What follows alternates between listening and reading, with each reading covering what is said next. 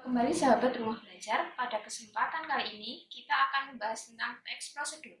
Kompetensi dasar yang akan kita bahas pada kesempatan kali ini yaitu menelaah struktur dan aspek kebahasaan dari teks prosedur tentang cara melakukan sesuatu dari berbagai sumber yang dibaca dan didengar. Tujuan dari pembelajaran hari ini adalah siswa dapat menjelaskan struktur dan aspek kebahasaan teks prosedur. Mari kita simak penjelasan. Baiklah, di sini saya akan menjelaskan tentang teks prosedur. Jadi, yang dimaksud dengan teks prosedur adalah teks yang berisi tentang langkah-langkah atau tahap-tahap dalam mengerjakan suatu hal, dari mulai mengerjakan kegiatan tertentu atau membuat hal tertentu yang disajikan secara berurutan. Jadi, teks prosedur itu pasti isinya adalah langkah-langkah atau tahap-tahap. Kemudian, penulisannya atau penyajiannya pasti berurutan, mulai dari awal sampai dengan akhir. Menandai suatu teks itu disebut teks prosedur itu ada 6. Yang pertama menggunakan kata kerja material. Ya, apa ini kata kerja material? Yaitu kata kerja yang merujuk pada suatu tindakan fisik. Misal, kegiatan-kegiatan tertentu seperti menambahkan, kemudian diminum, itu adalah aktivitas-aktivitas fisik. Misal, menanam. Kalau di sini ada contoh kalimat buatlah kopi dengan menambahkan 2 sendok penuh gula pasir. Kemudian ada contoh kalimat kopi siap untuk diminum. Nah, kata menambahkan dan diminum itu adalah suatu tindakan yang dilakukan oleh fisik. Jadi yang dilakukan oleh tubuh kita itu bisa saja disebut kata kerja material. Kemudian yang kedua adalah menggunakan kata kerja aksi. Kata kerja aksi ini mengacu pada perilaku yang tampak, seperti menolak, menerima, merelakan, atau menyetujui. Jadi hal-hal yang nampak oleh orang lain yang berupa sikap. Ini kan sikap semua ya, menolak, menerima, merelakan, menyetujui. Itu kan adalah sikap, sikap seseorang yang ditampilkan, yang pasti diketahui oleh orang lain ketika kalian menolak suatu ajakan teman. Pasti teman kalian akan tahu kalau kalian menolak, atau sebaliknya ketika kalian menerima, pasti teman kalian juga akan tahu kalau kalian menerima ajakannya. Kemudian yang ketiga adalah menggunakan konjungsi syarat, pilihan, dan pengandian. Konjungsi di sini adalah seperti contohnya adalah jika, kemudian walaupun, jadi hal-hal pengandaian.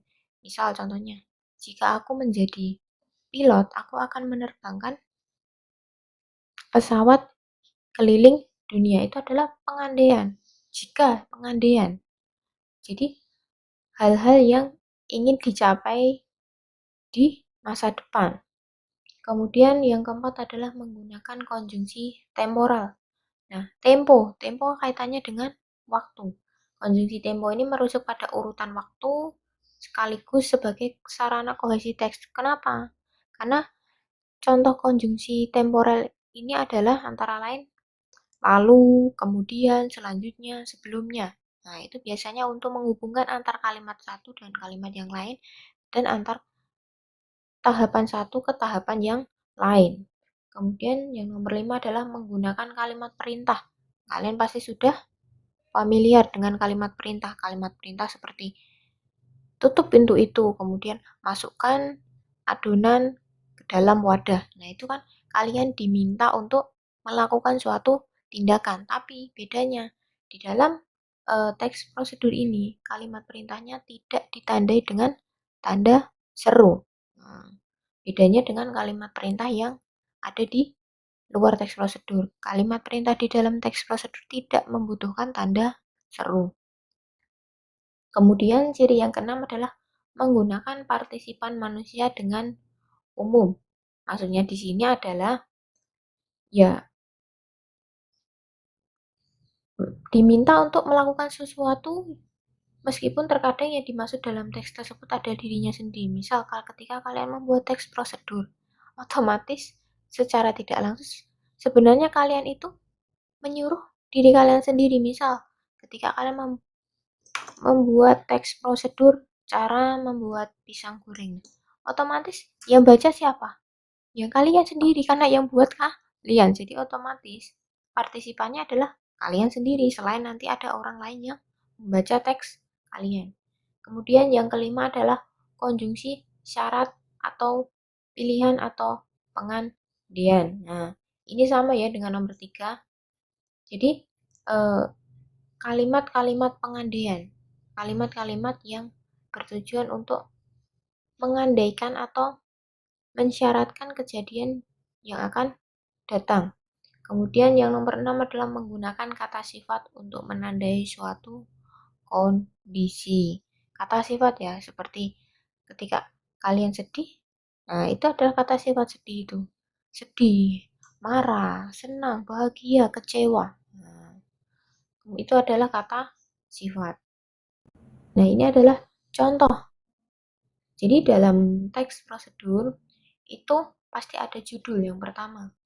Ini ya, judul. Yang kedua pasti itu tujuan.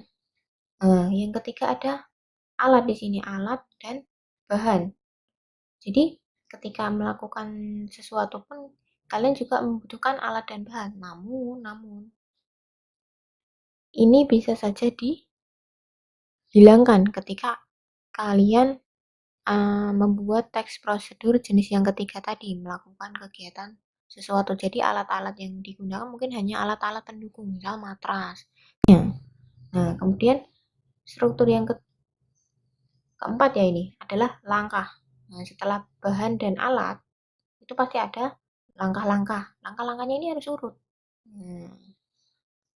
Kemudian yang ketiga adalah penutup. Nah, bagian lain pada teks prosedur ini biasanya di penutup ini adalah kesan-kesan kalian. Nah, di sini kan tadi membuat bubur Manado. Nah, ini penutupnya adalah kesannya terhadap cara membuat bubur tadi apa? Oh, di sini mudah, murah, sehat. Nah, sarapan sehat dengan menu makanan tradisional yang telah dikreasikan.